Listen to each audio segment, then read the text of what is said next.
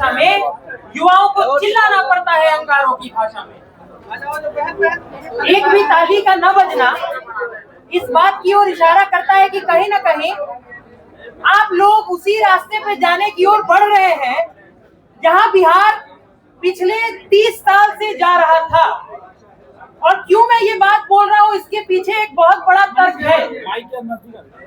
हम सब ने जिस तरह से इस कार्यक्रम की शुरुआत की, हम सब ने अपने लिए जिस संज्ञा का प्रयोग किया, उस संज्ञा का नाम था डिजिटल क्रिएटर। क्रिएटर अर्थात निर्माता, परंतु हर निर्माता अपने आप में क्रिएटर के साथ साथ डिस्ट्रक्टर भी होता है। पीठ पूजा होने के साथ साथ बिहार की प्राथमिकता को सेकेंडरी बनाने का कार्य हम लोग करने की कोशिश कर रहे हैं।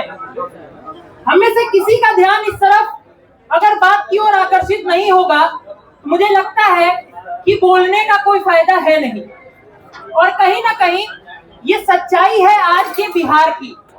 जब भी कोई नया व्यक्ति खड़ा होता है, सच की बात करने की कोशिश करता है, तो सुनने वाले व्यक्तियों की संख्या बहुत कम होती है।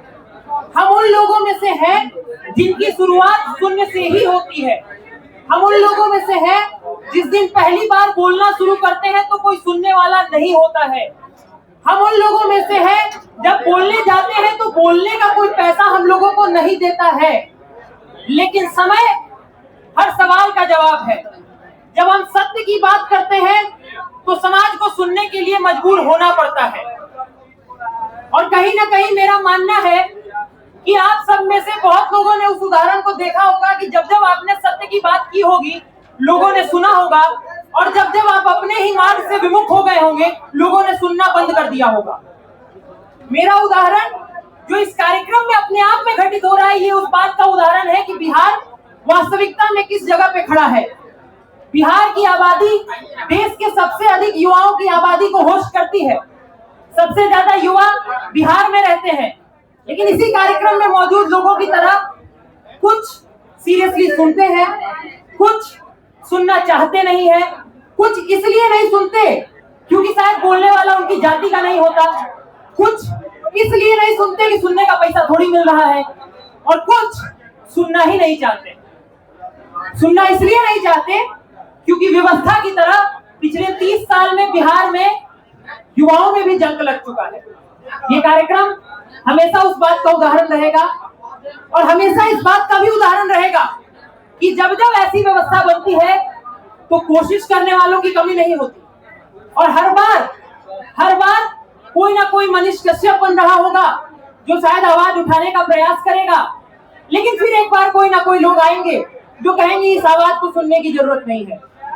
और ये मेरा सौभाग्य कहे या मेरा दुर्भाग्य कि आखिर 4 लोग मेरे को ध्यान से सुन रहे हैं।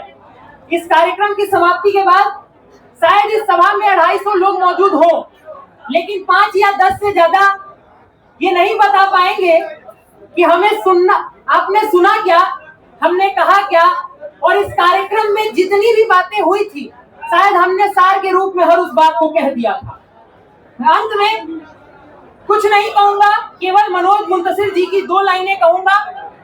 अब इसे सकारात्मक दृष्टिकोण से लेना है तो भी आप ले सकते हैं, नकारात्मक दृष्टिकोण से लेना है तो भी आप ले सकते हैं कि सलाम करते हैं रास्ते भी उस मुसाफिर को, सलाम करते हैं रास्ते भी उस मुसाफिर को, वो जिसके पैरों में हर रोज छाले आते हैं।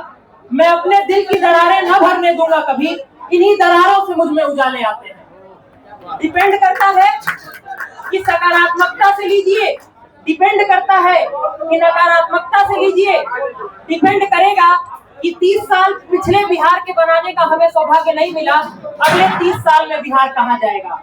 इन्हीं शब्दों के साथ आप सबका बहुत बहुत धन्यवाद अगर आपने मुझे सुना। आप सबका बहुत बहुत धन्यवाद अगर आपने मुझे नहीं सुना, क्योंकि फिर आप डिजिटली हमें सुनिएगा।